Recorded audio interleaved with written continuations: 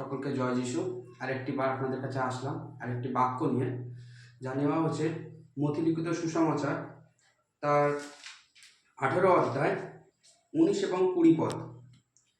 এখানে ঈশ্বর আমাদের কি বলতে চেয়েছেন? পাঠের আরম্ভ এইরূপ: আমি তোমাদিগকে সত্য কহিতেছি, পৃথিবীতে তোমাদের দুইজন যাহা কিছু যাচনা করিবে, সেই বিষয় যদি একচিত্ত হয়, তবে আমার স্বর্গস্থ পিতা কর্তৃক তাহাদের জন্য তাহা করা যাইবে।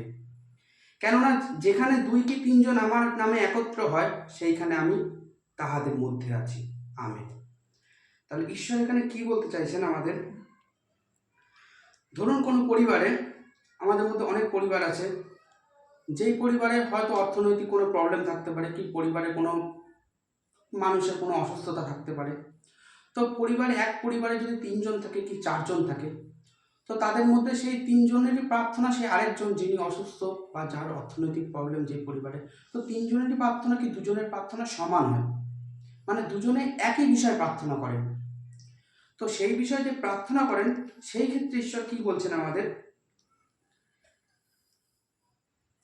পৃথিবীতে তোমাদের 2 জন যাহা কিছু যাচনা করিবে, সেই বিষয় যদি একচিত্ত হয়, মানে যাহা কিছু দুজন যাচনা করছেন এবং সেই বিষয় যদি একচিত্ত হয়, মানে সেটা যদি একই বিষয় হয়, তবে আমাদের স্বর্গস্থ পিতা অর্থাৎ ঈশ্বর আমাদের সেই জন্য তাহাই করিবেন, যেটা আমরা সেই জন্য প্রার্থনা করছিলাম।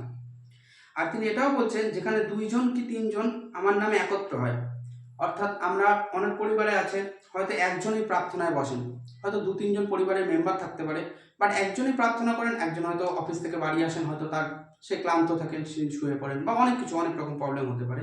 তো এখানেও তিনি বারবার করে বলছেন, এটা পরিবারের বিষয় হোক কি আপনারা কোনো গ্রুপে থাকেন কি যে কোনো বিষয় হোক, আপনারা যখন 2 বা 3 জন যখন একসাথে প্রার্থনা করবেন, তার নামে যখন একত্র হবেন, তখন ঈশ্বর আমাদের সহায় সেই সময় উপস্থিত থাকবেন, অর্থাৎ পবিত্র আত্মা সেই সময় সেখানে উপস্থিত থাকবেন। তো এটাই আমার মেন বিষয় ছিল আজকে বলার। আশা করি সকলে বুঝতে পেরেছেন। সকলে